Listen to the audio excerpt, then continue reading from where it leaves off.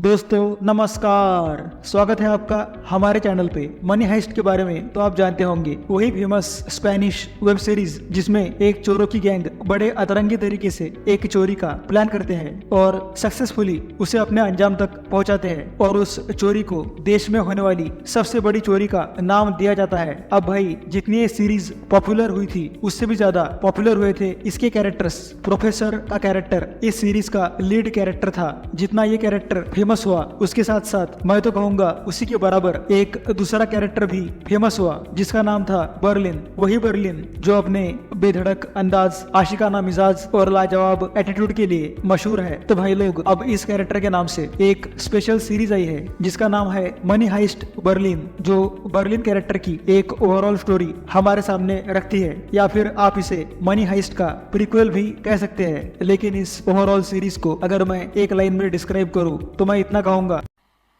मजा नहीं आ रहा है।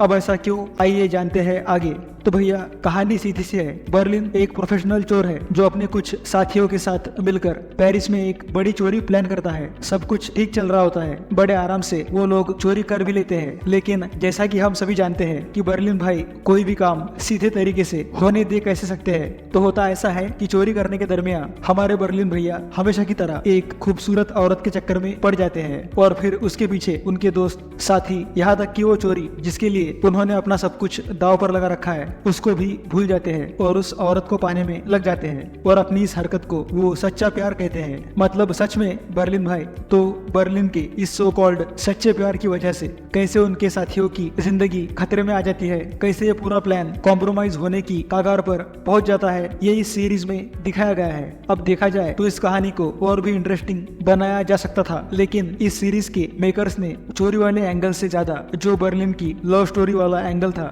उस पे बहुत ज्यादा फोकस किया है। और तो और बर्लिन की लव स्टोरी ठीक थी, हर एक कैरेक्टर को आपस में लगा रखा है। मतलब हम सोच रहे थे कि मनी हाइस्ट का प्रीक्वल यानी द ग्रेट बर्लिन सीरीज आ रही है जिसमें बर्लिन कुछ करिश्मा दिखाएंगे, लेकिन वैसा कुछ है नहीं। अगर ओवरऑल एक्टिंग की बात की जाए तो एज यूजुअल पेड्रो अलोंसो यानी बर्लिन की एक्टिंग बढ़िया थी। जिस तरीके से उन्होंने मनी हाइस्ट में एक माहौल जमाया था, यहाँ भी वो उस माहौल को बरकरार रखने में कामयाब रहे और बाकी सपोर्टिंग एक्ट्रेस ने भी उनका अच्छे तरीके से साथ दिया। बाकी इस सीरीज का जो म्यूजिक है वो मुझे कुछ खास नहीं लगा। मतलब जिस तरह से मनी हाइस्ट सीरीज के म्यूजिक ने अपना इम्पैक्ट हम पर छोड़ा था उसकी 10% लेवल भी इस सीरीज का म्यूजिक मैच नहीं कर पाता। और स्क्रीन प्ले भी इस सीरीज का बहुत ज्यादा स्लो फील हुआ। मतलब पहले 2 एपिसोड्स तो ठीक थे जिसमें चोरी का प्लान और एग्जीक्यूशन दिखाया गया, लेकिन बाद में तीसरे एपिसोड से लेकर 5वें एपिसोड तक कई जगह बोरियत महसूस होती है। ऐसा लगता है भैया 8 एपिसोड्स निकालने से अच्छा था कि 6 एपिसोड में ही इस सीरीज को एंड कर देते। बस थोड़ी बहुत जो एक्साइटमेंट बचती है उसको पूरा करने का काम करता है इस सीरीज का क्लाइमैक्स। जी हाँ, क्लाइमैक्स इस सीरीज का